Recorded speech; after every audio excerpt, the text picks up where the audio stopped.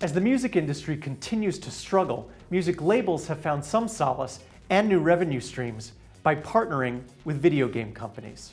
Among the music-based video games previewed at this year's E3 convention were the heavy metal-inspired Brutal Legend, the latest in the Guitar Hero series DJ Hero, and the Beatles Rock Band.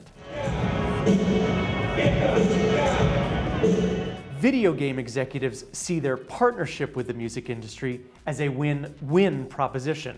Music genre games offer record companies, artists, and offer all the people in that ecosystem increased opportunities to grow their artists, grow exposure for their artists. Obviously we license the music, so it's a way for them to make money. We have a chance, and Guitar Hero already has, introduced a whole new generation of people to catalog music.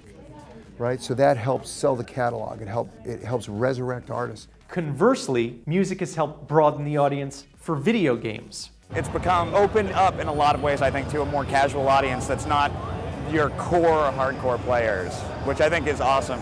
Getting my grandmother on to play is not something that's going to happen with, like, Quake. While expanding the video game audience, music can also solidify the industry's core demographic of young male gamers. I think there's a big overlap in the fans of video games and the fans of heavy metal.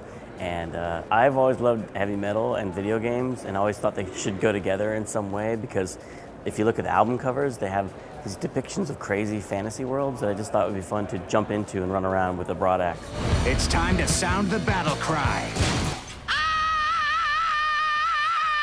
Not sure, but I like how that sounds. But Schaefer adds that securing the participation of music artists can be tough. Sometimes with a really old song, the rights are in contention, you know, because like what the singer thinks he owns it and someone else thinks they own it and the record company thinks they own it, and they're all fighting and you don't want to get in the middle of that. Or sometimes they're worried, like, what kind of game is this? Are you making fun of heavy metal? You know, we had to convince them that we weren't making fun of it.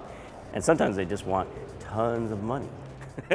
While securing music rights may always prove challenging, most video game executives believe this is a category that can continue to grow. You know, only 2 years ago we just had the guitar. Then it was the guitar and the band. Now it's the guitar, the band, and the turntable.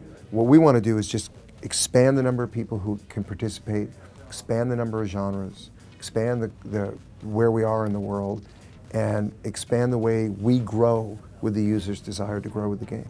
And as the category expands, persuading artists and labels to participate could get easier. I really do hope it opens the doors. I hope people really see, you know, that a band of this caliber taking music video games so seriously and really being a part of it really shows how far we've come and you know, what we can do with this genre. Alan Frutkin, Nielsen Business Media.